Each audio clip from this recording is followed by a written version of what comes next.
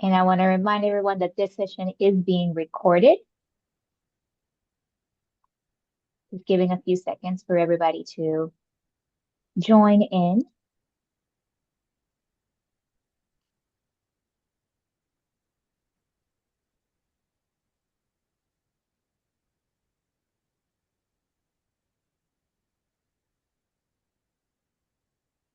All right.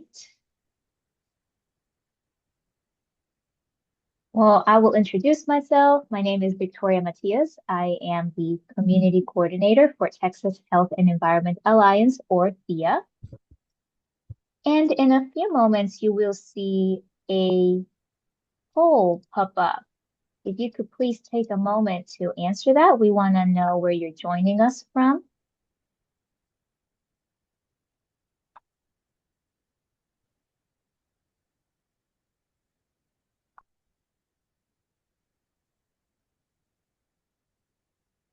All right. And a few housekeeping items while we wait for everybody to join. Please keep your microphones on mute. This will help us avoid background noise. As the poll pops up, if you could please let us know where you're joining us from. We would love to get to know our audience. The presentation today will last about 30 minutes and there will be a live Q&A session afterwards. So while the presentation is ongoing, feel free to leave your questions or comments in the chat. I will be monitoring the chat and taking note of questions so we can get to them once the Q&A session starts. Additionally, there will be an opportunity for those of us that are joining us via phone to open your microphones and ask questions during the Q&A. But throughout the presentation, we ask that you please keep your microphones on mute. I would also like to announce the next training webinar after today is going to be Winning Corporate Campaigns, Lessons from Mind the Store with Mike Shade. And that's going to be on June 16th at 12 p.m. Central Time. Now, without further ado, I want to welcome our speaker today, Louis Seller from Blue Ridge Environmental Defense League. He was educated as a physician assistant at Emory University in Atlanta. Lou was working in a rural medical clinic in Western North Carolina when he learned of a nuclear dump proposal there. To protect his home and family, he learned community organizing and joined the Blue Ridge Environmental Defense League staff in 1986. During his 35 years with the League, Lou worked on every major project, including successful campaigns to prevent regional hazardous waste incinerator, two radioactive waste dumps, a pipeline, and dozens of landfills, asphalt plants, and biomass burners. He has worked with community groups in at least 18 U.S. states and internationally in Africa, Australia, Europe, and Asia. As science director, Lou specialized in technical research and pro se legal work. He also wrote songs, led workshops, and performed in Blue Ridge Environmental Defense League's Earth Stage programs. And today he's going to talk to us about environmental permits, the key to a fact-based campaign. All right, the floor is yours, Lou. Well, thank you, Victoria, and thank you all for being here today to share in this information sharing. And I hope it helps every campaigner that's here today and more. It is about environmental permits as a key to fact-based campaigns. They are permits. I would be the last person to say that defeating permits at the state or federal level or local level is a winning strategy all by itself. In fact, it almost never is. It is oftentimes, though, a key to opening up other areas of environmental work, which establishes your credibility as an activist and perhaps even buys you a little time. But let's get started. Environmental permits can be effective enforcement tools. Such permits are based on federal and state laws and local ordinances. Permit engineers and other agency staff take care in making their permits comply with existing law. At least they're supposed to. As activists, we are often opposed to the final product, but permits describe the playing field which applies to all actors, environmental agency, industry operator, and the interested public alike. By recognizing this, we can extract from the permitting process the maximum value in support of our campaign. For example, if you were at a baseball game without knowing the rules, like 3 strikes and you're out, you'd be laughed out of the game. We may not like it, but permits are the written rules of the game. If you can't get what you want under the existing permit rules, you can lobby to change the rules. But that game is the legislative one, where elected bodies draft and approve statutes, which become state law, which is probably material for another webinar. But permitting is based on existing laws and regulations. Therefore, it offers at least a starting place. So, can we make use of existing regulations, even those we oppose? Yes, we can. Permitting engineers, first of all. There are, surprising to some, people in environmental agencies from whom you may get useful information and guidance. State permitting staff normally assign the detailed work to permit engineers who are responsible for permits in certain counties or regions. Some states have regular offices with permit engineers who handle facilities within their area. Permit engineers are paid to know everything about the rules, regulations, and procedures. That's the person you want to reach. Your first contact with a state agency will likely lead you to an information officer or public relations assistant who may be helpful, but the area of expertise is not environmental regulations or operations. Diving down into a bureaucracy can be time consuming, so be prepared. It's well worth it when you find the right person, and you'll know it when you see it. Once contacted, inquire about of the permitting staff, inquire about permit status for a new facility or an existing one, either one, and ask whether there are any pending issues. For example, existing permit expiration date or a new permit hearing date. If facility is new, ask for copies of 3 documents. 1, permit application, which is a written request submitted to the state by the company or its consultant. 2, environmental agency's review, a document containing specific analysis of the company's application and the state's regulations. And 3, a draft permit, if there has been one completed, written by the permit engineers. For existing permitted facilities, we ask for the company application, the agency review, and the final approved permit. Whether existing or new, these 3 documents are available online or via other electronic means. And all are subject to public records laws, most importantly, which means you can, or anyone can get copies. Other information includes records of reports of inspections and violations. In a separate place, environmental agencies will keep all inspections, notices of violation, and miscellaneous correspondence, all of which is available to the public too, because it's in the state office in the file. It becomes public information. These data may not be available electronically. So a trip to the state capitol or regional office where paper files are stored or other electronic files is necessary to get those copies. Oftentimes, a nominal fee for paper copies may be charged. It's usually worth it, so come prepared. A personal visit to visit permit files normally requires getting the public records request in advance at the state level. For a longer existing facility, the inspections and violations files may consume a file cabinet drawer. At times, we have organized visits by community groups themselves to regional or state environmental offices so they can meet the low-level staff who can provide help finding useful information. And a half dozen people can dig up a whole lot more files than one person can. So it's a teaching moment. There are various types of permits. Air permit sources are subject to prevention of significant deterioration. That's a term of art, and pre-construction permitting process for major sources of air pollution.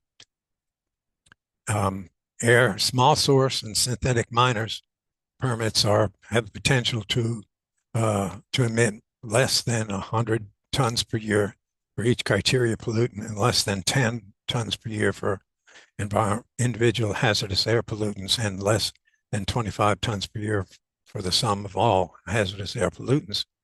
Synthetic minor permits are major sources, despite the name, which are permitted as minor sources. This type of permit is very sketchy and easy to manipulate. Municipal solid waste landfills, another type of land permit. Construction and operation of landfill facility for the acceptance of municipal solid waste is governed by Resource Conservation Recovery Act, or RCRA. And we'll get into that more in just a bit.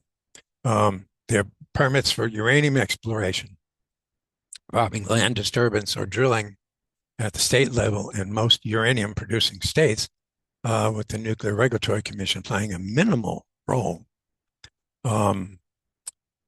States with their own permitting agencies for uranium exploration include Wyoming, Colorado, Utah, Arizona, New Mexico, and I believe South Dakota. Another type of permit is concentrated animal feeding operations, or CAFOs. Any animal feeding operation that plans to discharge from the production area or land application must have a coverage under Animal Waste NPDES permit, National Pollution Discharge Elimination System permit, NPDES. Most other facilities with certain threshold amount or threshold numbers will require coverage under Animal Waste State permit to dispose of liquid waste to the land surface with no discharge to groundwater or surface waters. Okay, let's talk about Clean Air Act, which is a major one for many different facilities. The Clean Air Act, enacted in 1963, serves as a foundational legal instrument for regulating air pollution in the United States, including greenhouse gases. Amended significantly over the decades, the Clean Air Act empowers the EPA to set and enforce national air quality standards. Some of you who are following this probably know that in 2007, Supreme Court ruled in Massachusetts versus EPA that greenhouse gases can be classified as air pollutants under the Clean Air Act, thereby allowing the EPA to regulate emission. Yes, the EPA can still regulate greenhouse gases under the Clean Air Act, though recent policy changes have challenged this authority. The Clean Air Act requires EPA to set health-based standards for ambient, that is, ambient air quality is, which is the air we breathe, ambient air quality. Sets deadlines for the achievement of those standards by state and local governments, requires EPA to set national emission standards for large sources of air pollution, including motor vehicles, power plants, and other industrial sources. EPA mandates emission controls for sources of 187 hazardous air pollutants, special category under Title III of the Act. Establishes cap and trade programs and requires a prevention of significant deterioration of air quality in areas with clean air, requires a program to restore visibility impaired by regional haze in national parks and wilderness areas, and implements the Montreal Protocol, even if the president doesn't like that. Criteria pollutants, I mentioned, are 6 common air pollutants regulated by EPA due to their harmful effects on human health and the environment. They are particulate matter, usually designated PM10 or PM2.5, ground level ozone, carbon monoxide, sulfur dioxide, nitrogen oxide, and lead. There are definitions which apply to those criteria pollutants, which are a major sources which have the potential to emit air pollutants at levels above a major source threshold. or smaller sources than that are area sources, stationary sources, or like a factory or some other type of industrial facility that emit less than a major source. So major and minor sources at least are fairly clear. Major source thresholds for pollutants have actual or potential emissions at or above the major source threshold for any air pollutant. Major source thresholds for any air pollutant is 100 tons per year. Lower thresholds apply in non-attainment areas. Non-attainment areas means that areas which are of the country which cannot meet attainment, which are already have levels of criteria pollutants or other pollutants, um, uh, which stop or control the addition of new facilities within the non-attainment area. We can talk more about that if you have questions. A source that is major for any regulated pollutant, that is, meets uh, the potential to emit, or the PTE for the source type, is considered to be a major source for all regulated pollutants. So if it's got one, it is it's it it it becomes the, the, a major source for all regulated pollutants. A minor source is a specific named or unnamed source with regulated pollutant emissions that are less than the major source thresholds. Okay.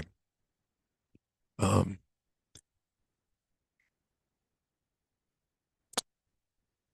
Citizen enforcement is part of the Clean Air Act. Under the Clean Air Act, any person may file a civil action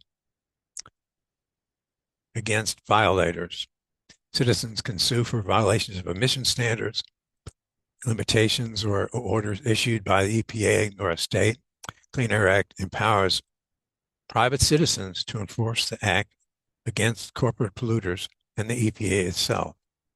With credible evidence, capital C, capital E, you can cast doubt on the reliability of a facility to operate within emission limits. Credible evidence is printed information or data that you may have collected, which is credible and makes buttresses your case that there is an excessive amount of pollution or an area which is not being protected under the stipulations of the Clean Air Act.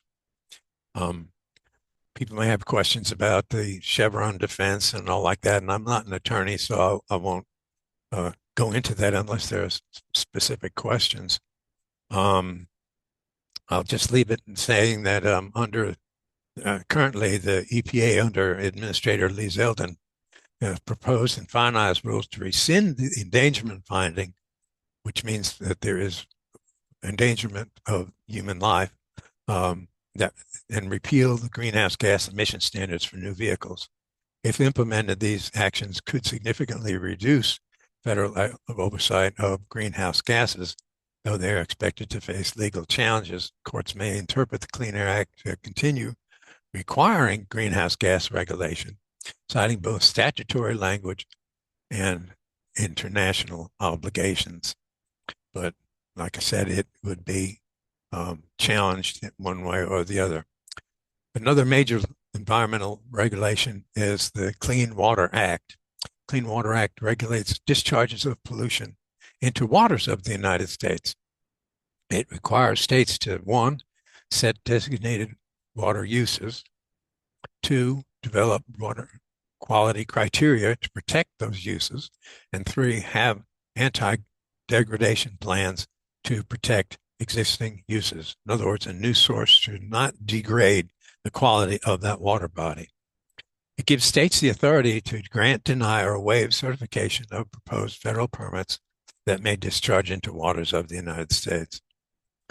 Clean Water Act permits under Section 404 regulate discharges to streams and rivers, including fill for development, water projects such as dams and levees, projects such as highways and airports and mining operations. Section 404 requires an operator to obtain a permit before material is discharged into rivers and streams unless the activity is exempt, for example, for some farming and forestry operations. According to EPA, no discharge or dredged or fill material may be permitted if one, a practicable alternative exists that is less damaging to the aquatic environment, or two, the nation's waters would be significantly degraded. In other words, before obtaining a permit, operator must show that steps have been taken to avoid impacts to wetlands, streams, and other aquatic resources, that potential impacts have been minimized, and that compensation will be provided for all remaining unavoidable impacts. Resource Conservation Recovery Act covers Subtitle D and Subtitle C. RCRA, as it's pronounced, regulates and permits municipal solid waste, like I said, under Subtitle D, and hazardous waste under Subtitle C. It governs waste treatment, storage, and disposal of many types of waste. Municipal solid waste is a common household trash normally managed at the city or county level. Hazardous waste is a special category which includes waste harmful to public health or the environment and is defined as in the following way: flammable, corrosive, reactive, or toxic. If a substance is any of those, then it meets the definition of hazardous waste. Common violations include dumping waste into drains, municipal dumpsters, and sewers. We'll come back to RCRA in shortly. Of course, CERCLA, or the Comprehensive Environmental Response, Compensation, and Liability Act, or CERCLA, is also known as the Superfund, was enacted by Congress in 1980. It was amended in 1986. It authorizes cleanup of hazardous substances released to the environment and also establishes a legal and financial liability for the industry which caused the problem by identifying potentially responsible parties, PRP, or potentially responsible parties. Superfund creates a path to cleanups. The framework created by CERCLA and RCRA means that past, present, and future management of hazardous substances capture the broad aspects of the problem. Combining federal authority, liability for responsible parties, and financial mechanisms for remediation, Superfund addresses short-term and long-term responses. However, even under CERCLA, no federal, state, or local permits are required for on-site management at Superfund sites. That is, on-site. Instead of permits within that facility, EPA utilizes a permit bar, or a permit equivalency process, to ensure the substantive technical standards of the pollutant are met. Permit bar is what it sounds like. It's a statutory exemption which CERCLA exempts any removal or remedial action conducted entirely on site from obtaining federal, state, or local permits. Permit equivalency is a criteria that EPA follows. Permit equivalency process. This ensures that the cleanup meets the standards of environmental laws, but not the administrative or procedural rules. In other words, it's an alternative to issuing permits. But the substance of the permits, the standards of the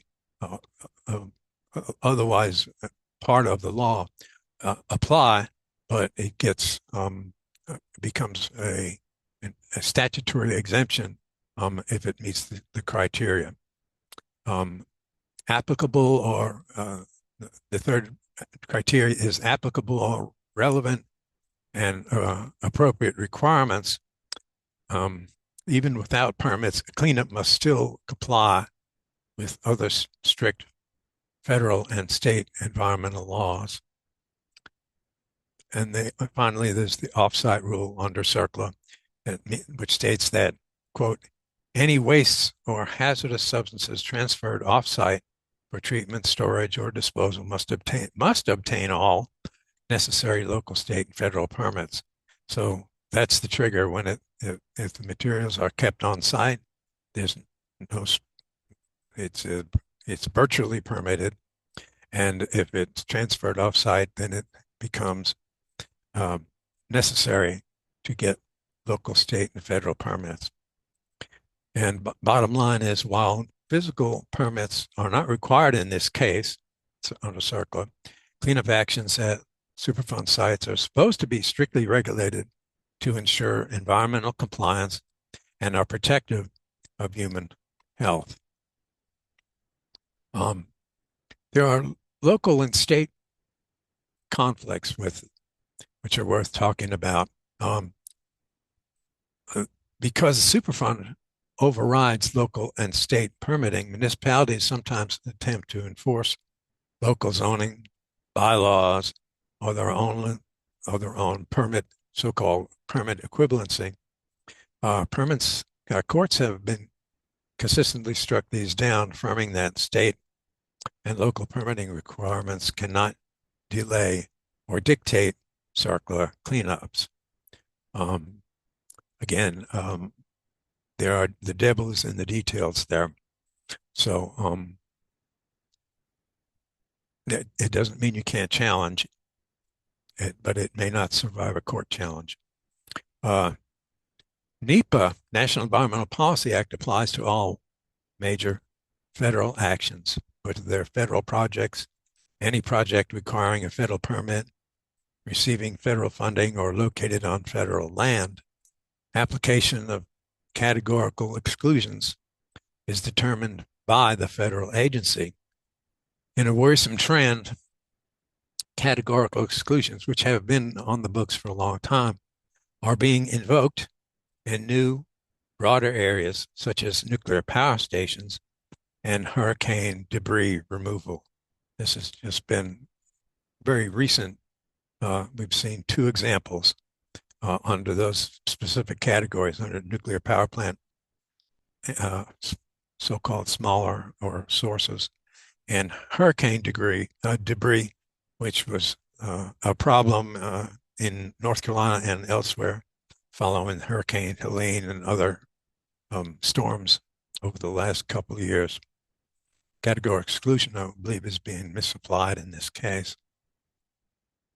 There is local control where local governments officials try to escape responsibility for polluting industries. That is, your local county commissioner, county supervisor, or mayor, or on up the line to your governor, trying to escape responsibility. Say, well, we don't permit it. That's the EPA or the Department of Environmental Quality, not me. But this is only half true. Most states require local governments to give consent if there are ordinances or zoning restrictions. For example, in North Carolina, all air quality permit applications must include a zoning consistency determination request in order to be deemed complete and thereby start the 90-day working clock required under the state regulations. So that is if there is a zoning stipulation already on the books when the permit draft permit is made public, then it may still hold sway if it was on the books before the operator of the industrial facility made their application to the environmental agency.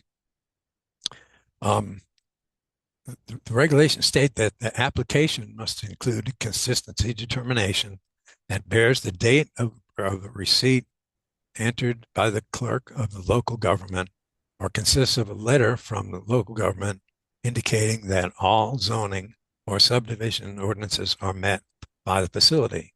All the provisions of the general statute, state regulations, and policy must be followed before a permit can be issued. And once again, that is particularly under local regulations and involves local officials who are and do have some responsibility, and say that they are not um, responsible when they are. Uh, there are time limits for Excuse me, process. Lou. Just a quick time check. It is 12:30, so we are about halfway through the time of the call. Very good. Thank you, Victoria.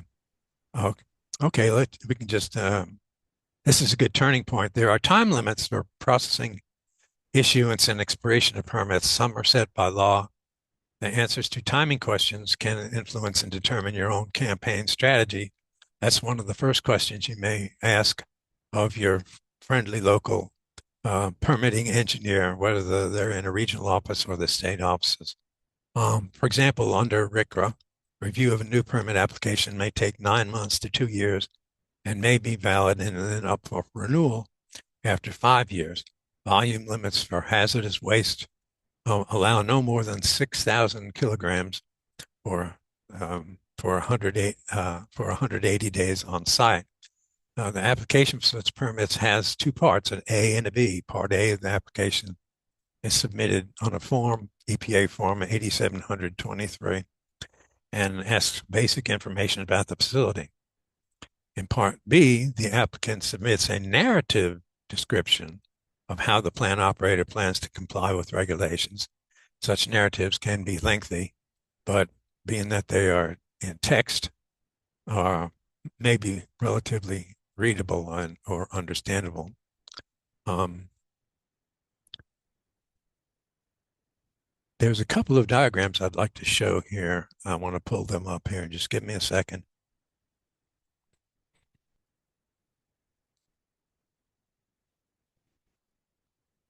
Okay, sharing.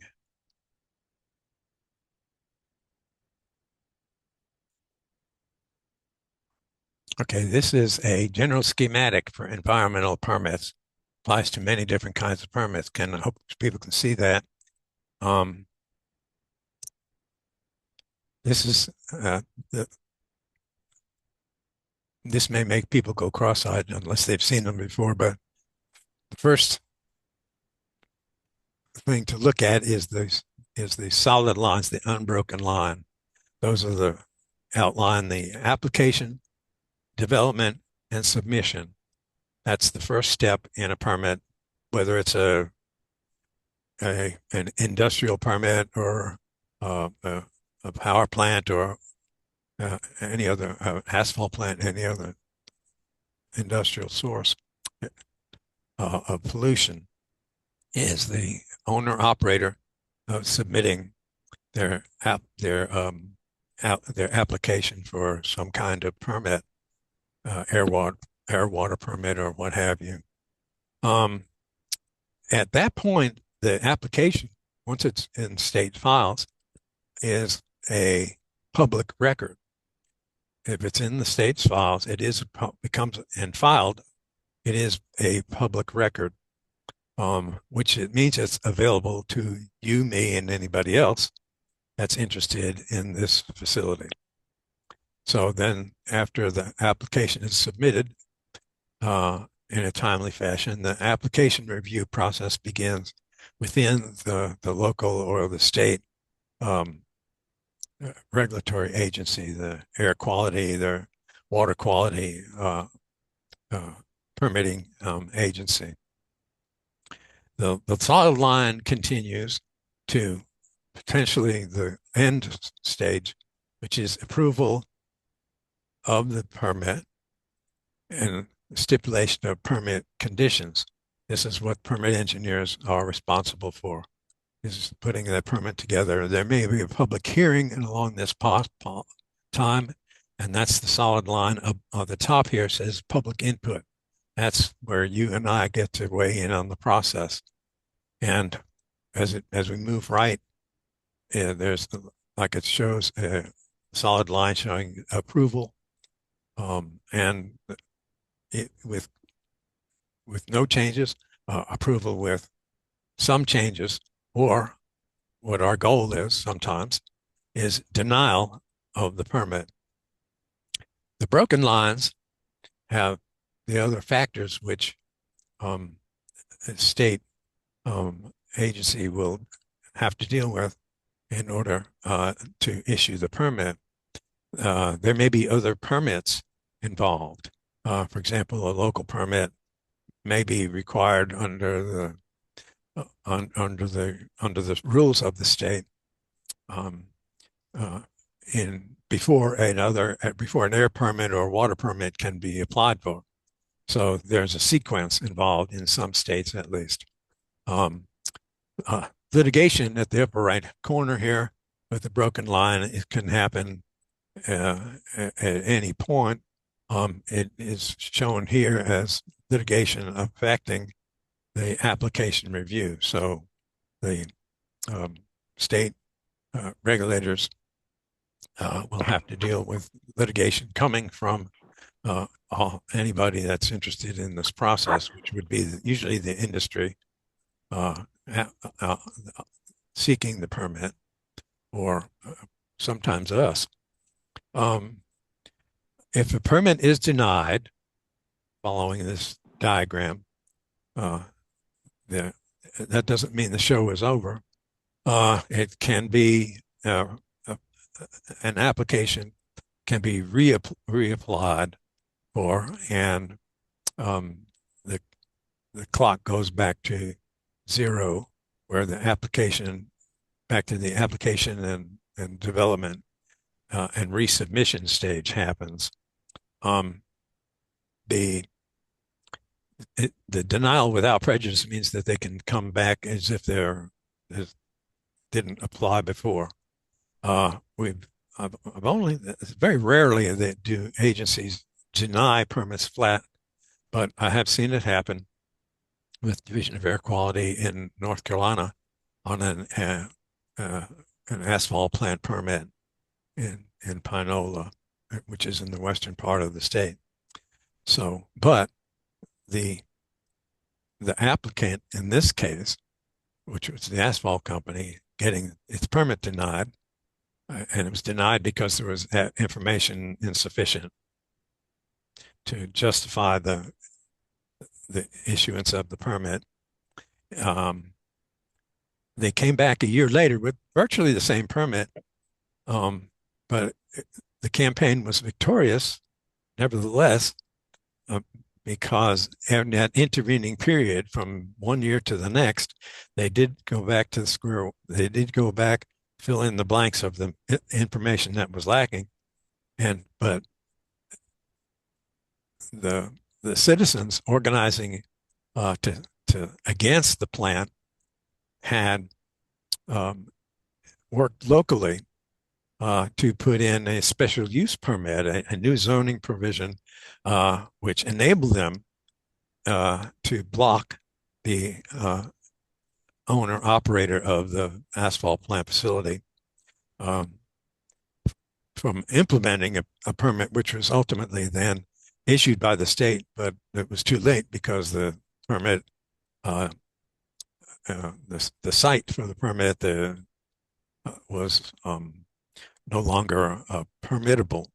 Um, so people used that year in a long range campaign when the first issuance of the permit, and they didn't just say, "Oh well, we've won." They went to the ground and organizing over a long term, about 3 years. Um, they were successful in their original goal, which was to stop this industrial facility being located in a residential area.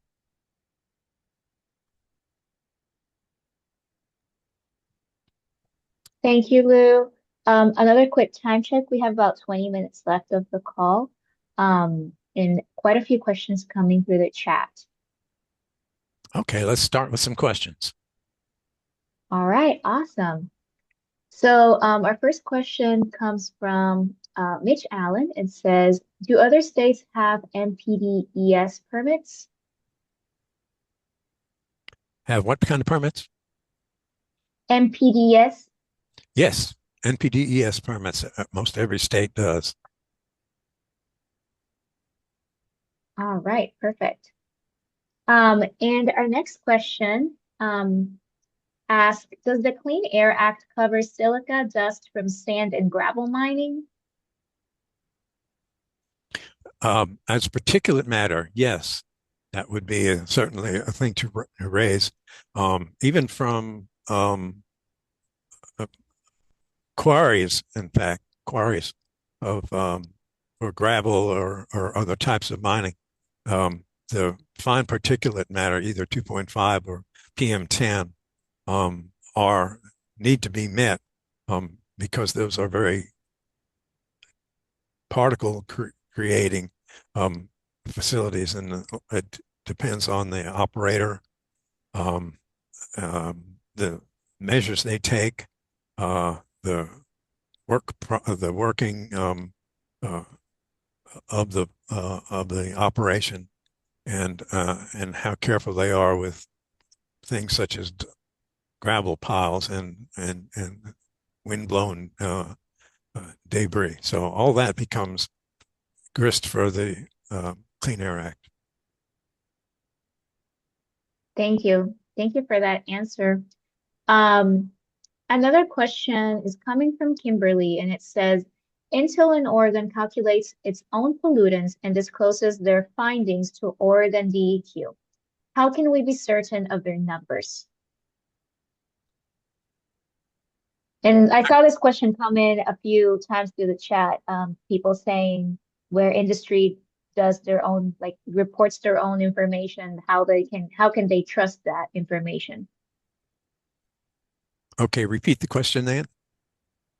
Yes, so it says, how can we be certain of their numbers when Intel in Oregon calculates its own pollutant and discloses their findings to the Oregon DEQ? Right. Well, that's a very good question.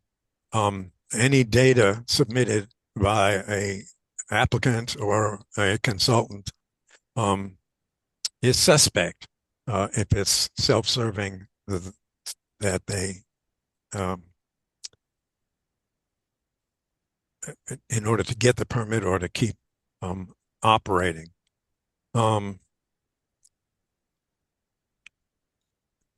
there are that would call for possibly doing some tests um, of your own. Um, there are expensive ways to do that, and there are less expensive ways to do that. But you know, relying on a credible evidence, if you, for example, if you can um, find an agency, for example, um, we were concerned about formaldehyde um, emission levels in the industrial facility, and they are self-reported because um, the permit in that case was issued um, with hourly limits or daily limits to make sure that the arsenic, benzene, cadmium, and formaldehyde did not exceed toxic air pollutant levels. So it was relatively easy to find uh, a laboratory which did some testing, some sampling of the stream passing through the facility and testing for formaldehyde. And lo and behold, we found that there was formaldehyde contamination in the water. Um, that caused a major upset with the state regulatory agency. Ultimately, it bought time because the industry was found its own tests and duplicated what we had done. And but so the major advantage gained in that back and forth was, like it was in the previous example, was buying some time for something else to work. So the data you collect is hardly ever a silver bullet. it oftentimes just buys you time, which in a grassroots campaign is your safest avenue for reaching your goal, whatever that is, either shutting down a toxic facility that's poisoning people or introducing a facility into a community in which it is not welcome. Mm. Thank you, Lou. Perfect. So I'm going to move on to our next question, and it comes from Denise. It says, data center diesel generators exhaust is included in these contaminated pollutants, correct? This was when you were listing the list of contaminated pollutants that fall under some of these regulations. Yeah, data centers are a new phenomenon which we're still exploring. There are two um, weak points that I see with data centers. One is their use of water for cooling the operation, which is a substantial amount of water. And of course, uh, the Clean Water Act regulates temperature of industrial wastewater discharges. There's a numerical limit, and I don't know if anybody has done this yet. We have not, but the amount of heat, which is water in a data center, is used to cool their operations. If the discharge um, is too hot, then they would not be able to get a permit in that case. So uh, that is a relatively common um, fight with coal-fired power plants, for example, and also nuclear power plants. How much heat is dumped into the stream or the water body adjacent to the facility? And I think that may be like I said, a weak point in data centers. The other one, that place where I think data centers are, and like I say, we're still exploring this, is noise. Um, we have challenged um, a racetrack, it was in North Carolina, um, from an automobile racetrack, a dirt track, based on the noise levels. And it was a surprising amount of um, noise coming from those cars, and it was a bad location, and there was a major investigation into the racetrack, which I think are probably something that needs to be explored with the data centers, because it was stunning to find out how um, pernicious the noise from internal combustion engines, how deleterious that was, resulting in things not just inconvenience, but um, real health changes in people subject to industrial noise, which is an which the um, data centers are a prime example. Again, I don't know where that's been applied yet, but that's I think that's an area for someone to explore it, and I would welcome that, finding a place like that to challenge it, because I think it's they're being um, industrial in power our sorry, um,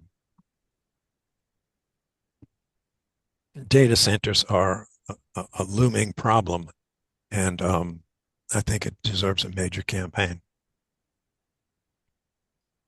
Yeah, agreed. Thank you, Lou. Another question we have from Gabrielle says, non-attainment areas are interesting. So it's basically just regulators saying this area will not be able to meet clean air standards. Is there any enforcement with these areas? There is an enforcement if it can be challenged, either with opposing evidence um, or tests, um, or in some way like that. The rules still apply. Um, you just have to show how they do, uh, either with testing sometimes, um, a written um, um, complaint, um, petitions, and what have you. So they're no matter what they say, there's always a way to slow the process down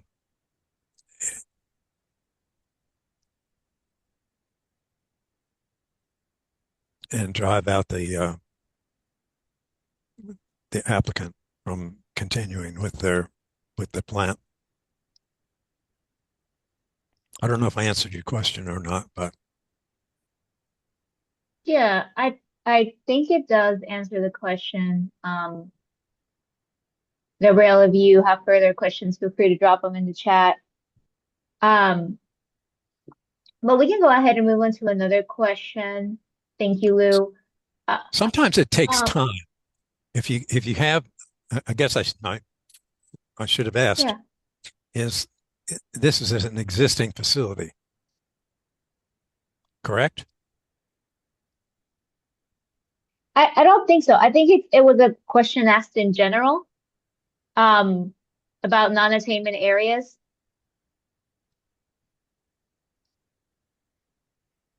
So I don't think that they're talking about specific facility, but more, what is the enforcement option in these areas? Well, there are. Um, thank you.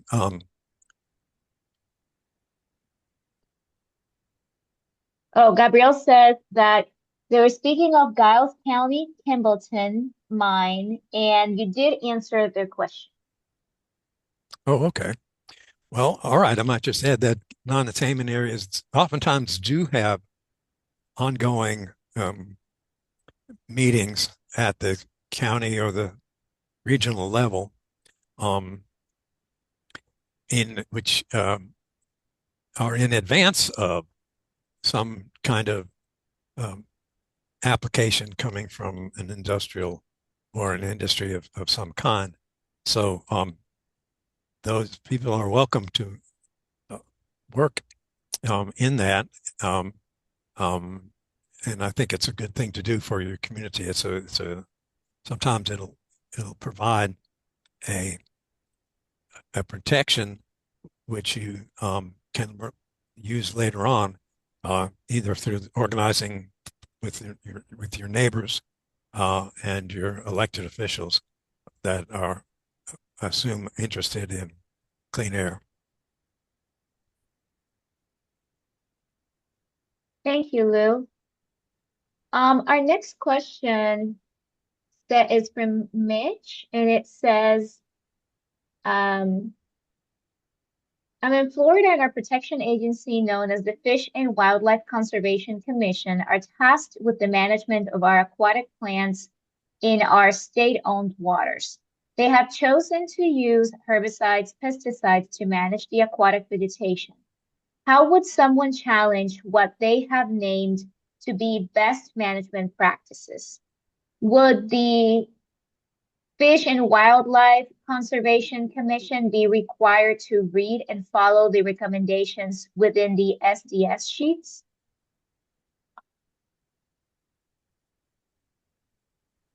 Hmm. That's a situation where the the pollution is ongoing, I take it. Seems like it, yes.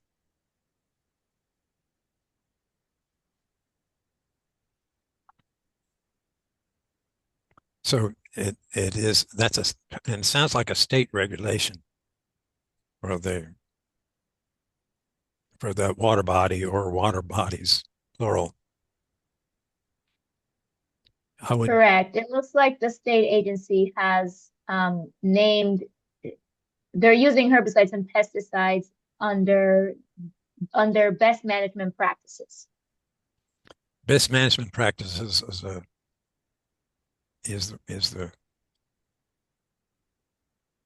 is the suspect here. The I would want to go after the basis for that being a best management practice. If they're using glyphosate or some other type of contaminating or herbicide or pesticide, what is the basis for the so-called best management practice? So those records would be available to under a public record request, and I would get everything you could get your hands on because things have changed over the years. For example, with glyphosate, it's a good example. And decades ago, glyphosate was mostly an alternative, and it turns out not be so, even though some of us warned them. But if it's a statewide um, stipulation regarding protection of fish and fowl in the water body, I would go after those that information, which is in state files. And after that, seeing what you've got, it would be up to citizens to challenge it in some fashion. But you'd have to know exactly what is being done and what levels are being um, uh, allowed uh, in that case. And if not, and if possible, maybe testing. Yeah, thank you, Lou. Um, well, folks, I'm gonna say we have a lot of questions in the chat, but we are running out of time. So I think we have time for one more question. Um, the following question says, are PFAS considered under hazardous waste?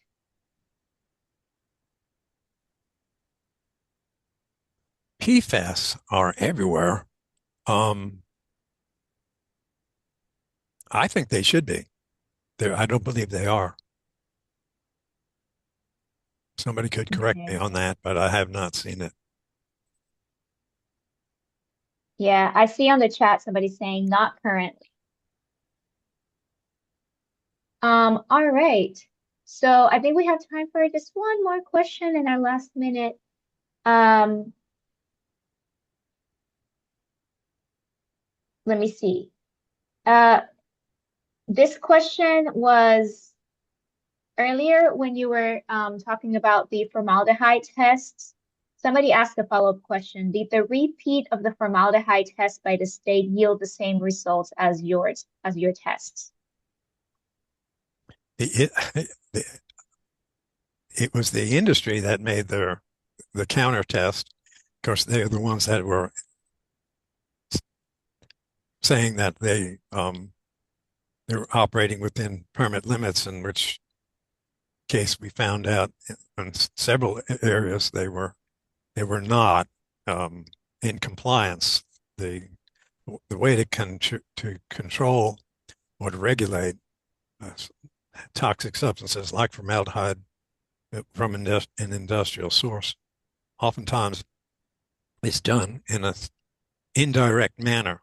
So if the, the, the facility may have an hourly limit of production, or it may have a annual limit of the number of hours it operates. And so they don't measure directly. um, something like formaldehyde. In this case, it was citizens who were unhappy with the expanded facility in their community, making children sick, which they brought to the county commission, and the um, and it was the citizens which put the scratch together. It wasn't all that expensive to get a formaldehyde test, two tests, and but they were credible because it was a certified agency doing the testing, even though it was our citizens group which paid the bill. It was I think it was a couple $100. Um, but then the industry came in after we released our information to the newspapers and to the public, um, which the industry was forced into a corner. So they did their own tests, and of course, they tested when they wanted to test at a certain time of day or night or whenever, and and they came up with nothing or low or no formaldehyde.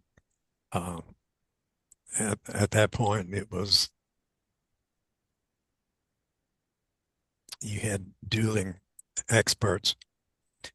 Um, Once again, still allowing the grassroots campaign, the ultimate um, tactic in this uh, to do what they to limit the operations of that plan. I believe they went for hourly stipulations, um, and because the plan itself was a headache, was becoming a headache to the elected officials in the county, which of, of which they, in fact I think they believed us that our formaldehyde results, um, just because you have formaldehyde um, uh, testing going on, doesn't mean that the facility is always going to emit that stuff. But the evidence we found was not that we found was not erased by the subsequent test. It just gave the company bragging rights, and it was part of a back and forth campaign, like a lot of you have probably been in which something like a test is good to have, credible to have, but is not the silver bullet. It allows you to expand your campaign into other area and ultimately win.